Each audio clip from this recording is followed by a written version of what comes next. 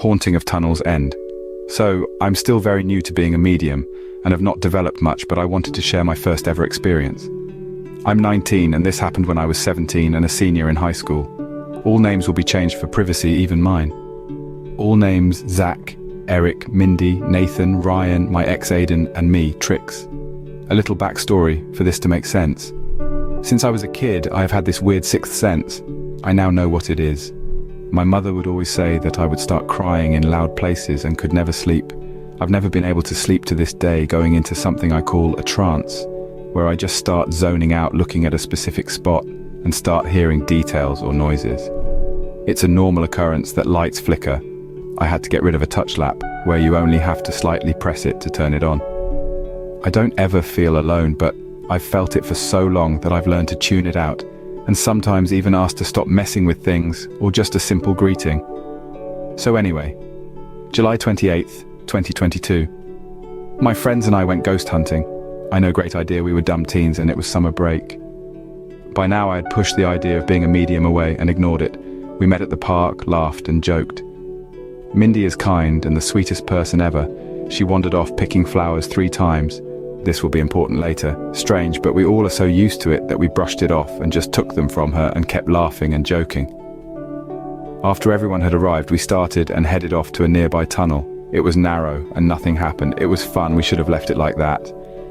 Eric had finally joined us and we were all excited to have one more. So he joined us. That's when he mentioned about something up the tunnel behind his house. We got excited and all crammed into 2 cars and headed to his house. We got to his house. There were around 10 of us. Aiden had been telling me how he and another guy had performed some type of communication. I found out it was a ghost box at Mindy's house. And they got a couple of things. One was flowers that had been said 3 times. Remember, Mindy picked flowers 3 times.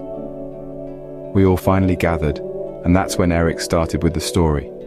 There was a disabled kid that lived around the area. He was invited to a pool party where he was only invited to get bullied. They ended up pushing him into the nearby pool, hitting his head, dying from the impact.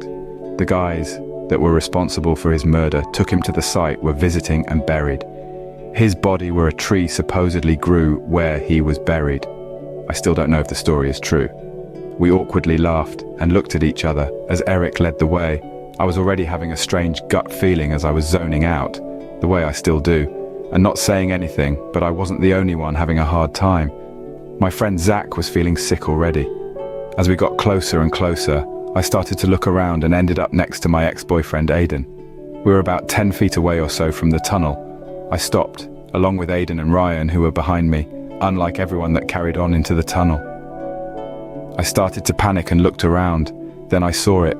A small head peeked out. It was blurry but still clear to me. Then I started to hear "get out," almost like a warning. I looked around as Aiden kept trying to get my attention. "Leave!" I heard it again. That's when I felt something shake me from behind, yelling at me to get my friends who had gone into the tunnel. I could only softly look up. The tunnel went up the hill. I didn't know Nathan had gotten up the tunnel and had seen something. I still couldn't move, but Aiden and Ryan immediately believed me and started to get them out, telling them what I saw, and we needed to regroup. That's when I saw that Zach was on the verge of vomiting. Nathan couldn't speak and I couldn't explain myself either. I just kept asking for us to leave. I don't remember being able to speak. Nathan still couldn't tell us what was wrong.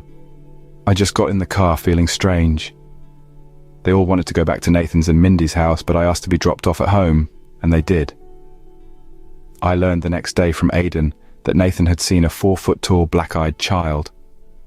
I also learned that when they went back to Nathan's and Mindy's house, their younger brother walked into the living room and asked their mom if she was in her room, which she wasn't. They went to check. There it was, the 4-foot child, again. Apparently Mindy had said, "Do you want to be my friend?" I guess it followed them home.